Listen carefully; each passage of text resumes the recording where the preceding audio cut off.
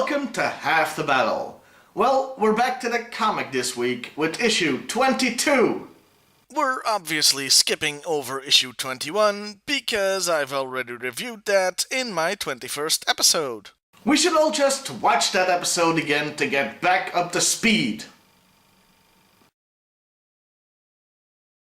Look at that reviewer.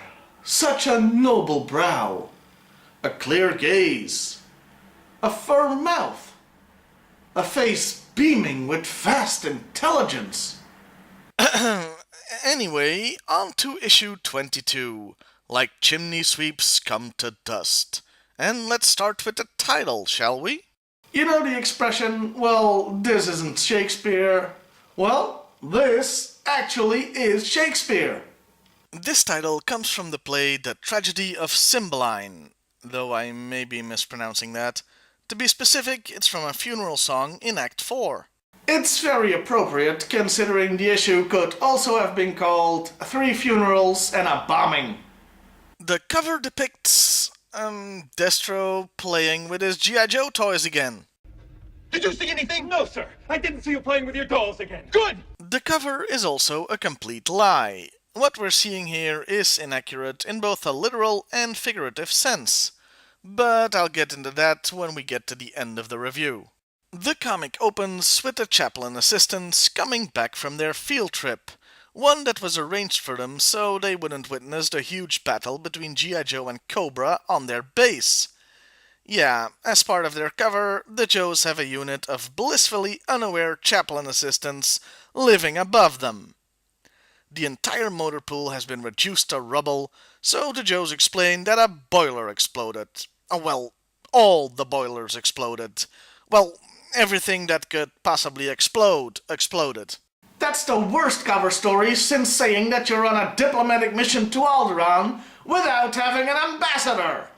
Anyway, the first few pages are the Joes talking about fixing up the pit, their headquarters, after Cobra's attack. They're gonna make it bigger and better. There's even a nice blueprint of sorts that's printed in the comic. It's actually very detailed. Hell, you can even see a latrine in there. Yeah, one latrine for such a huge complex. That'll end well. The Joes themselves are actually doing the early work. For example, Gung Ho is hammering a support beam into place using his bare fist. Because what you really want the best trained soldiers in the world to be doing is construction work. Hey, don't knock it. I mean, SEAL Team 6 were the ones that installed my patio. It looks lovely. And for some reason, it's now capable of launching anti-tank missiles. There is also hilarious banter when Snowjob hits on Covergirl and Clutch ribs Scarlet. You know, Scarlet, who has just been kidnapped by Cobra. Oh, Clutch, die in a fire. The real theme of the issue doesn't begin until 6 pages in, when we see Snake Eyes heading towards the Dragonfly helicopter. It is carrying Quinn the Eskimo's body, and Snake Eyes is going to escort him to his final resting place. We switch to Cobra headquarters, where Destro is annoyed that the commander wants to put a new a new weapon into operation before it's been fully tested. Here, the Rattler, or Tank Smasher, is revealed.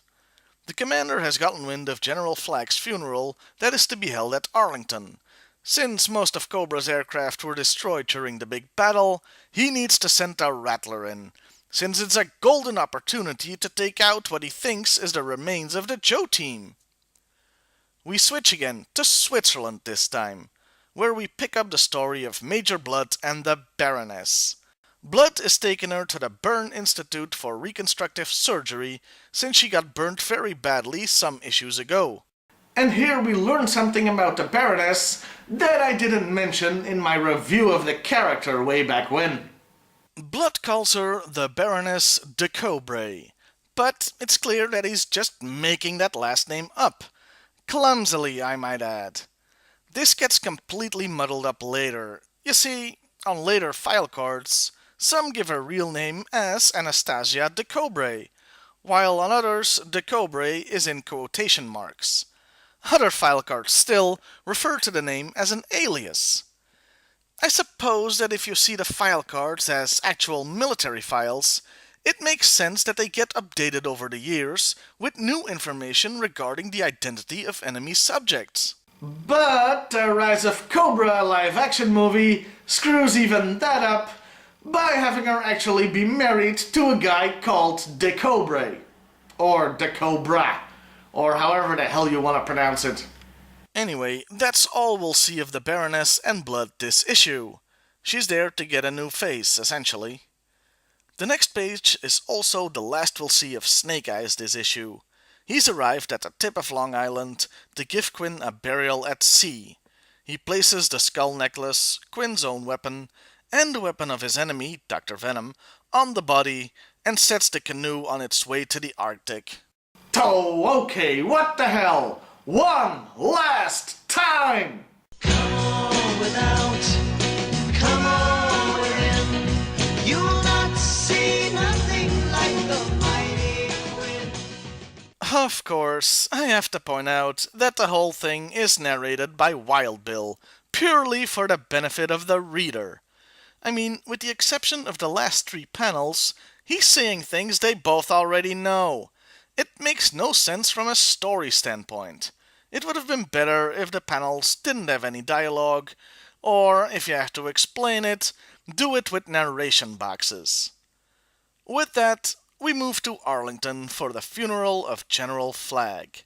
It's 2.5 somber pages with no text, showing the Joes following General Flagg's casket. The procession includes a riderless horse, a tradition reserved for military leaders from the rank colonel and up. A horse is led along, with boots reversed in the stirrups, signifying the person will never ride again. It's a nice added detail that's the kind of thing that I love the G.I. Joe comic for. But since I did look this up, I have to mention that they got it a little bit wrong. You see, the horse is walking behind the Joes, and it's supposed to be right behind the casket in front of the soldiers, since the boots also symbolize the leader looking back on his troops one last time. The funeral procession is given enough time in the comic, and it's handled well. But, of course, it has to be interrupted, since this is an action comic, as we see a plane coming up fast behind the Joes. The entire Joe team is out in the open. The Rattler is bearing down on them, missiles armed. What clever things are they gonna do to survive this one?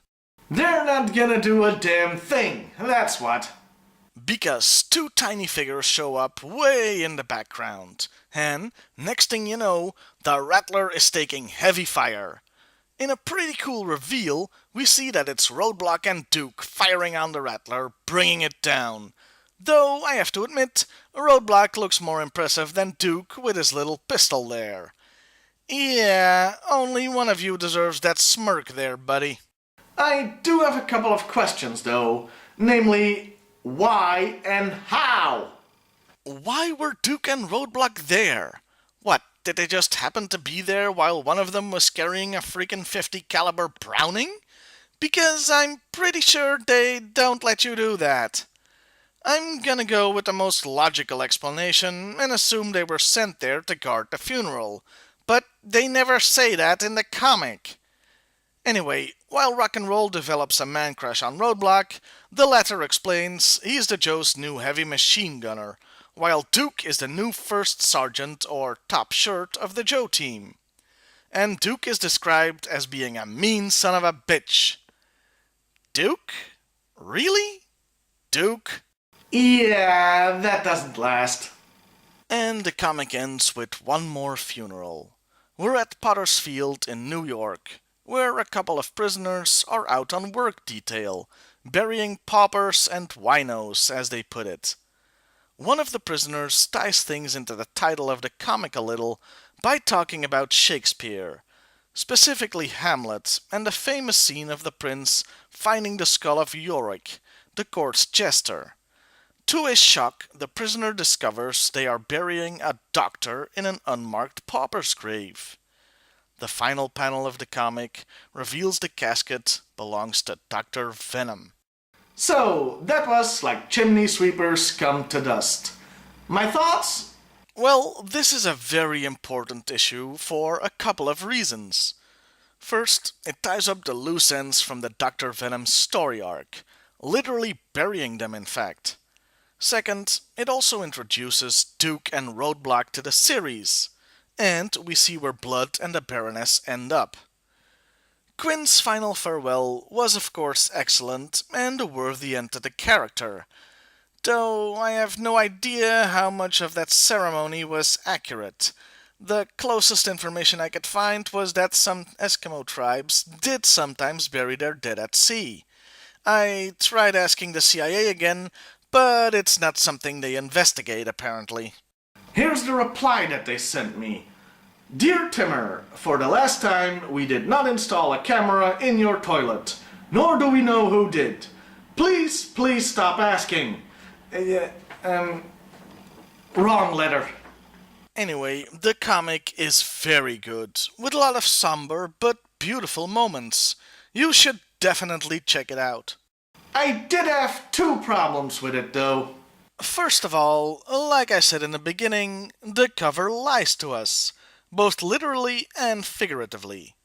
Literally, because Destro never plays with his toys in this comic. That happened last time, in issue 21. Figuratively, because it isn't Destro that plays the chess master and sends the Rattler after the Joes. In fact, he objects to it. But Cobra Commander is the one that sets the plan in motion. Secondly, all the important characters that died got a proper send-off here. Except for one. Say hello to my little friend! Yeah, Scarface isn't mentioned at all. It's a real shame since he was an important part of the storyline and he got shafted.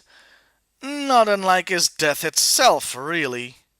I take solace in the thought that the John Doe in the grave with Dr. Venom was probably him. Overall, this is a great issue that you should read.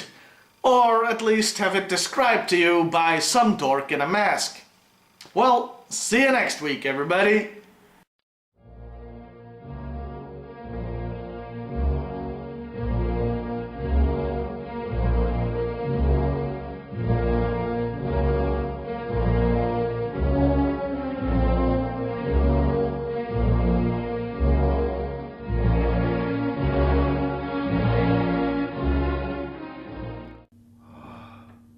A noble brow.